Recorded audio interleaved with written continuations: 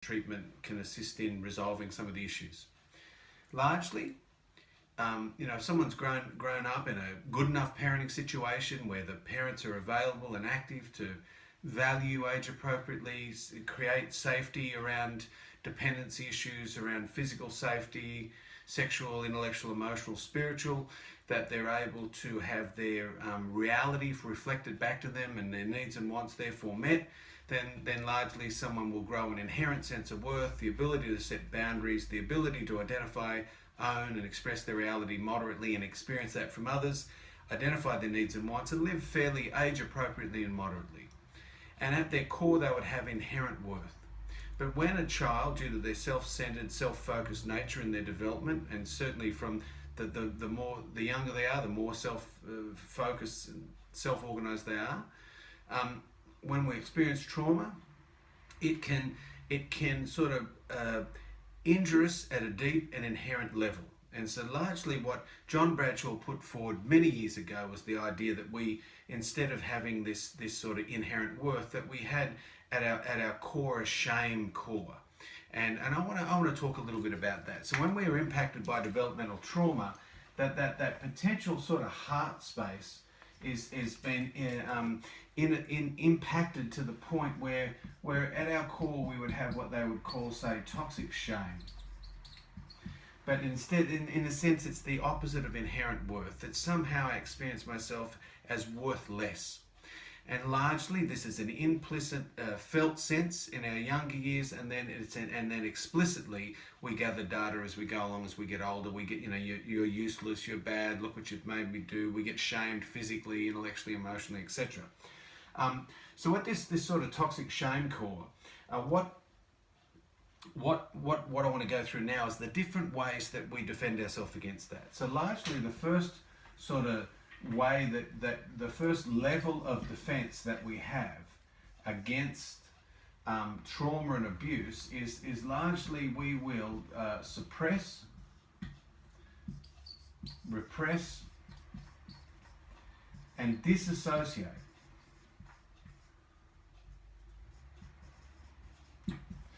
away from trauma. Essentially, this is our freeze or fawn defense mechanism. It's our midbrain response, because around the ages of sort of 0 to 7 there, we have not got, as Bradshaw said, the ability to walk into the lounge room and say, Mum, you're a crazy bipolar alcoholic. Dad, you're a crazy enabling codependent. I'm going to move down with the Smiths until you guys sort it out. A child hasn't got that capability. They haven't got that intellectual sense of safety or self-direction yet. So largely they just have to withstand and remain in the presence of their major caregivers unless they're removed. So our organic responses will be to suppress it, to just largely disconnect from it, and on a continuum right up until disassociation for chronic and life-threatening abuse. And this would be experienced in that limbic brain, and largely what's happening is that we are not experiencing the valuing of the inherent worth. So at our core, we are already starting developing that sense of worthlessness. And from there on in, that's an intolerable experience of being, as Bradshaw said. So then we need to defend our way through that. And largely when we're young, the next level of defense we would go into as a way of coping with that is family roles. Now, why family roles go into this category just after those organic defenses is that largely a child has to get their needs met. They've got to survive. So you will see a child start to develop the role of the family hero. And this can happen from sort of the youngest of ages, where a child's energy starts to go towards the parent. Are you okay? Pats on the leg. This can be from 2 onwards, and I'm not saying they can do much, I'm just saying the energy starts to go towards the parent. You get to 3 to 4 to 5 to 6, a child can already start to try and make it better for mummy and daddy. So they can become the hero. We can become a scapegoat. No attention, negative attention is better than no attention. We can become a lost child and escape through fantasy. We can become a mascot. You can start to develop the role of enabler and caretaker in the family. So these ways are how we escape our own inherent lack of worth and try and create value for ourselves in a family now which largely we are being devalued through abandonment or devalued through abuse. Now, when we get a bit older, 7 and onwards, what can happen is that we can go into a more sophisticated defense mechanism. So these defense mechanisms then are largely our frontal cortex. We learn the defenses of our family. Whenever I've worked with folks and they really struggle to work out what their defenses are because they could be in denial or minimizing or deluded about it, I get them to do the inventory of their major caregivers. Well, how did dad deal with stress? How did mum deal with stress? And that's when you start to see a bit of clarity come into it. You might go, well, in my family, there was lying and dishonesty. There was sarcasm. There was justifying. There was, humor. There was silence. There was intellectualizing.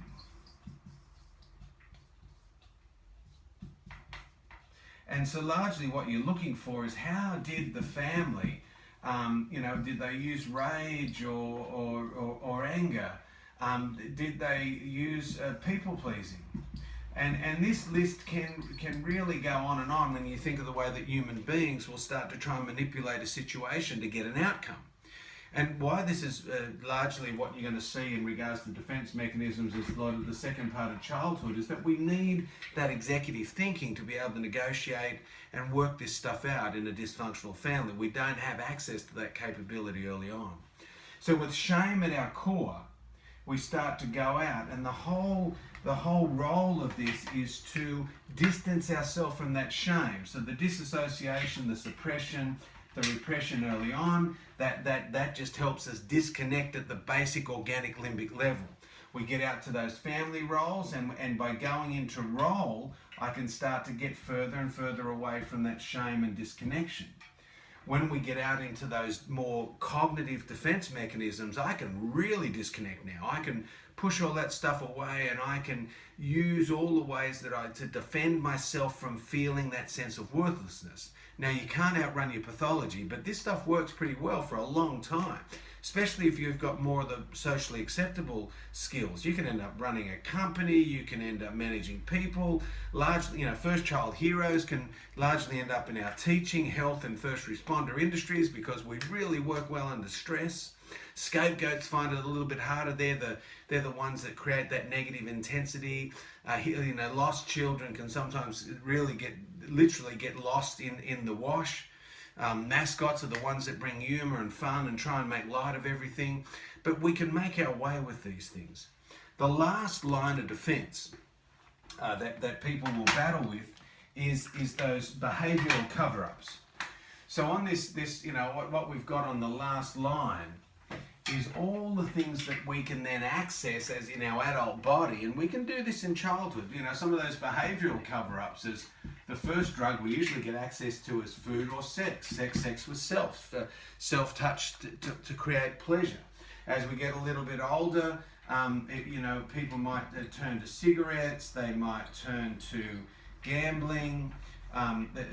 The other one you'll see that can develop young is stealing. People that get into shoplifting and taking stuff, the intensity, the adrenaline, behaviours that are high risk and thrill-seeking behaviours. As we get a little older, we get access to more sophisticated drugs. So you might end up using drugs or alcohol. Some people will fall into escaping through exercise and sport. We can fall into work, we can fall into debt. You get the picture. Now, the other things that people do too can be things, like these days I see a lot of addicts and can fall prone to it too. We can use things like TV, Netflix, binge watching, with the way television has changed these days. It's nothing to hear someone say, oh wow, I watched the whole series of House of Cards on the weekend, So what all these things are stuff that we can either use, abuse, and for some of these things they meet the criteria of addiction. Now, why this is called a recovery map is that largely when you get, when we finally sort of hit treatment or hit counselling is when we experience powerlessness and unmanageability.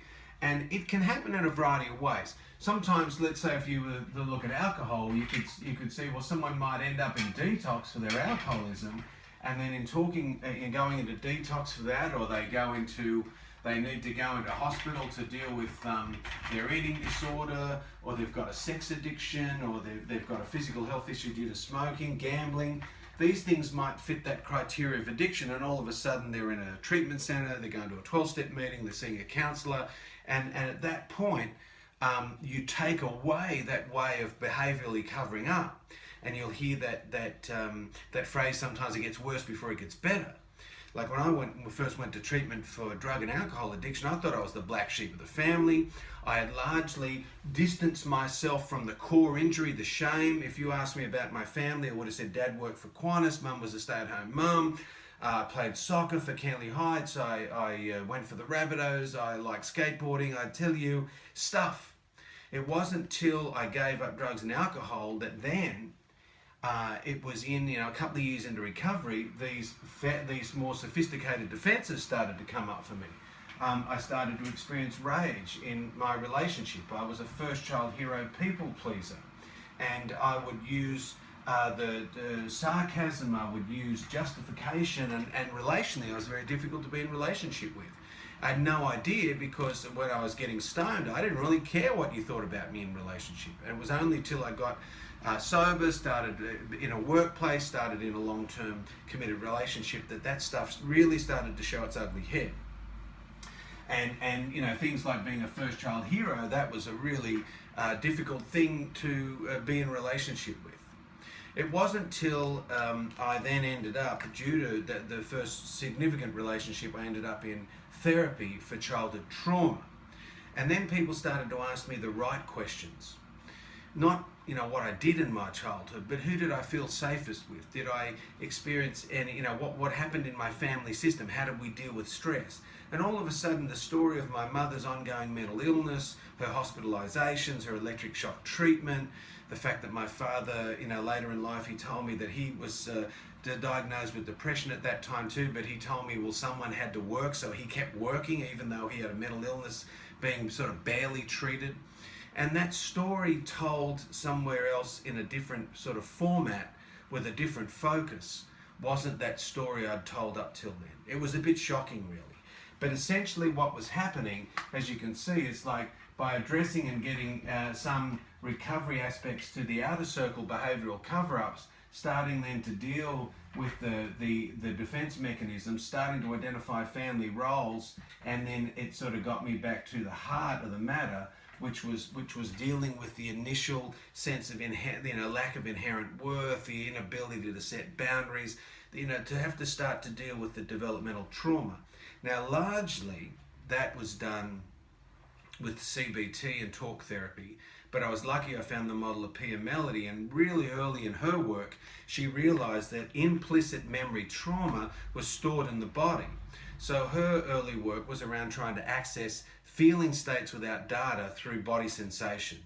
And her changes program, which they call the survivors program in the Meadows, was really ahead of its time. Now, what we have to address that real internal core wound that's created in that limbic part of the midbrain is therapies like brain spotting, tapping therapies, trauma release exercises, somatic experiencing therapy, neurofeedback, M-wave machines. We're developing and trying to find different ways to, as Laurie McKinnon says, deactivate the buttons. We really work at the core, and largely that does have a flow-on and spill-on effect. But it still doesn't solve and resolve all problems in and of itself. What it does do is it sort of dislocates that limbic post-traumatic stress reaction away from the memory. But we still are left with having to create the connections and resolve that lack of sort of resonance with others in our adult life.